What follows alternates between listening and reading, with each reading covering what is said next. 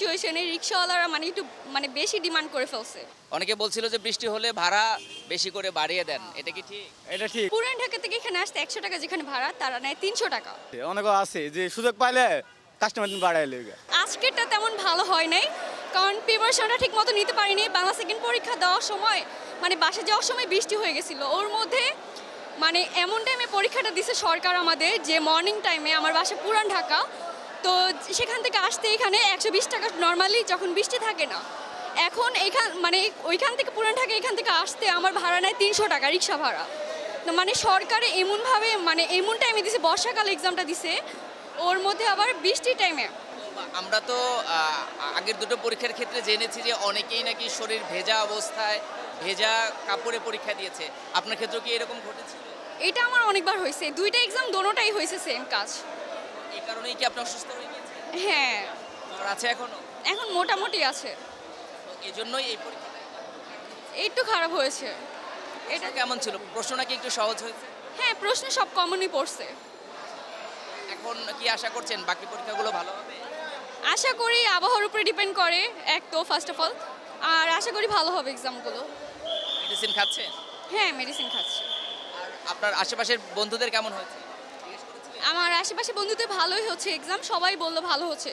সবারই এখন জ্বর ঠান্ডা একটু বেশি। ওর মধ্যে মানে এই সিচুয়েশনে আরেকটা কথা বলতে চাই, এই সিচুয়েশনে রিক্সাওয়ালারা মানে একটু মানে বেশি ডিমান্ড করে ফেলছে।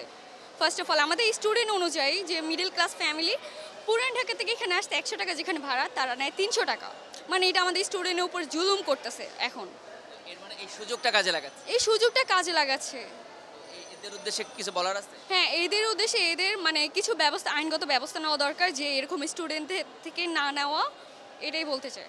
অনেকে বলছিল যে বৃষ্টি হলে ভাড়া বেশি করে বাড়িয়ে দেন, এটা কি ঠিক? এটা ঠিক। 20 টাকা 10 টাকা ভাড়া বেশি চায় মানুষ বৃষ্টি লাগে, যে বৃষ্টি হইতেছে 20 টাকা ধরে দেন, ঠান্ডা জল লাগতে পারে।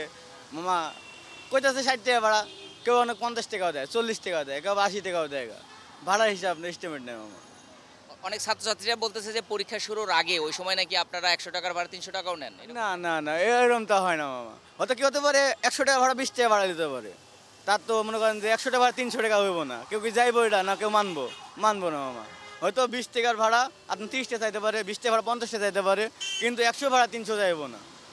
এত বৃষ্টি মারতে পারলে দিন বৃষ্টি হইতেছে, হয়তো কি মামা 20 টাকা বাড়াই দেন, বাবা দিল, না দিলে না দিল, এটা হলে হয়ে যাবো। কিছু বাড়িয়ে চান আর? কিছু বাড়িয়ে চাই, বৃষ্টি লাগে। হ্যাঁ হ্যাঁ, বৃষ্টির জন্য কিছু বাড়িয়ে চাই। এদের তো আর সুযোগ নেন না যে আর যাইতে পারতেছে না, এরা বাধ্য হয়ে যাবেই বেশি ভাড়া দিয়ে। না না, যদি বললো যে মামা 20 টাকা ভাড়া ছিলাম আমি, আমার গেল কইলো মামা 60 টাকা দিব, 80 টাকা ভাড়া 60 টাকা দিব। আচ্ছা মামা চলেন জায়গা, তাও যাবো 20 টাকা কম হইলেও যাবো, 20 টাকা বেশি হলেও যাবো। আমি তেমন কিন্তু বেশি নিই না, যদি দূরের রাস্তা হয় তাইলে 100-150 টাকার ভাড়া হইলে 20-30 টাকা ভাড়া, মেঘ বৃষ্টি হইলে পেসেঞ্জারে বাড়ায় দেয়। অনেকে বলছে যে 100 টাকার ভাড়া নাকি 300 টাকা নেন। এটা আবার 100 টাকার ভাড়া 300 টাকা হয় না, এটা একটু জুলুম হয়, একটু বেশি হয়।